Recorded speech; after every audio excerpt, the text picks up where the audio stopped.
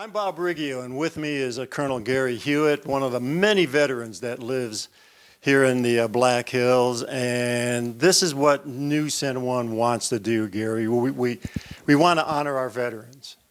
And one way that we can do that is to just have a conversation with the veterans so the folks out there can learn a little bit more about yourself. So why don't we just start off, tell us a little bit about yourself, where you grew up. I grew up in the tri-state area of Nebraska, Wyoming, and South Dakota. Boy. A Midwest boy. Yeah, Oh, yeah. yes, sir.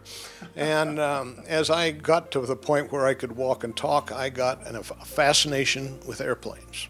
I didn't want to be a fireman. I wanted to be an airplane driver. You know, Gary, I hear that so often. I mean, pilots want to be pilots at a very young age, and they set their goals to be pilots. That is true. And I was putting models together, making scrapbooks of every airplane picture I could find in a magazine, and my dad reckoned that this mania had ought to come to an end. So the last day I was 12, he gave me a flying lesson over at the Newcastle airport. That's where we lived. And he thought that I'd get sick and that'd be the end of it. But I tell you what, he had to come up with Plan B. And Plan B was, if you'll save your allowance money, I'll go halves with you on your pilot training. Okay. So from 12 years old, or 13, I was saving my allowance money a quarter at a time in those days, and by the time I was 19, I had a private pilot certificate. Going into high school, I went to a Jesuit boarding school that had Army ROTC, the junior type ROTC, and that convinced me that I might want to go to the Air Force.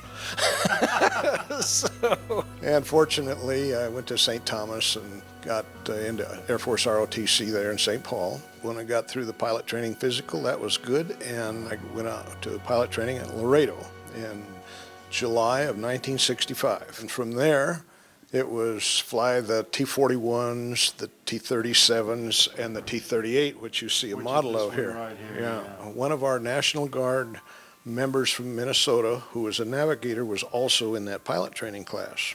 And he had flown C-130s. And he says, if you want to see the world, get a C-130. Well, that was one of those things that happens. When we graduated in August of 1966, we had all kinds of things, fighters, bombers, tankers, seaplanes, and all things that we could have there. And I was very fortunate. I got my first choice, a C-130, taking the navigator's advice. Then went to Dyess Air Force Base for the first assignment. It was SAC base and C-130s in those years. Okay, C-130 now is a tanker. It was a refueling aircraft, or am I wrong? No, it was basically a four-engine transport. Okay. The four engines were turboprop engines, and so they were very responsive, and the airplane had lots of power, and it has the legs with the fuel tanks on the E models, and as the design went from A models to B models, and there's all kinds of C-130s. Some of them got skis on them that go to Antarctica and all of this. Did you ever land that plane with skis on it? No, sir. I didn't get to do that. I had wheels. So what happened was I volunteered in late 1967 to go to Southeast Asia. I had had a little experience and was coming up on the cusp of getting to be an aircraft commander in late 1967, but they were pushing so hard to get so many pilots and crew members over there that they didn't even send us to survival school. They just sent us, and I was stationed in Taiwan. And that was one of the bases throughout the Pacific where C-130s were located. I was a co-pilot for about the first 7 months that I was over there flying with other crew members that were much more experienced in terms of time in service. One of my aircraft commanders was very good to me, and he said one day, you got enough experience now that we're going to let you land the airplane. And I thought, well, that's a good deal. And then he said, no, I'm going to do it, then you're going to do it. I'm going to do it, then you're going to do it. And when some of these short field landings came in time and it was my turn, I looked at him and I said, are you sure you want me to do this? So not only did it have the legs to get across the ocean, but it had the capability to get in there with the dirt in the Army and operate on short fields. Normally the shortest runways were around 2,900 feet. Some were 2,400 feet. And what we would do is we would go into the charts for the landing weights and all of this, and take 500 feet off of the field length, and then use the rest of that to fill the airplane up to the weight where we could use maximum reverse and maximum brakes and get it stopped. And that gets us into the priority system for airlift in Southeast Asia. Okay.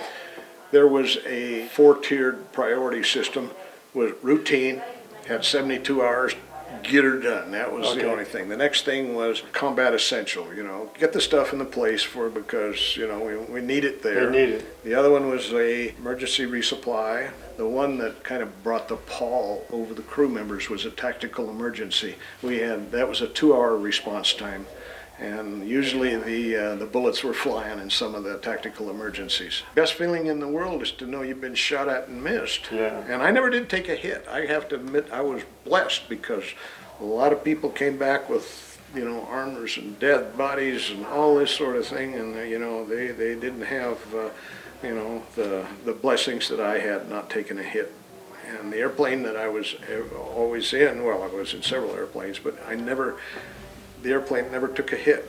I mean, it was shot at because we could see tracers go by at night, all this sort of thing, and then the rocket attacks at night and all this sort of thing. That was kind of interesting. The mission, I was a co-pilot, and it was the 11th of May, 1968, and it was the beginning of the Battle of Cam Duck.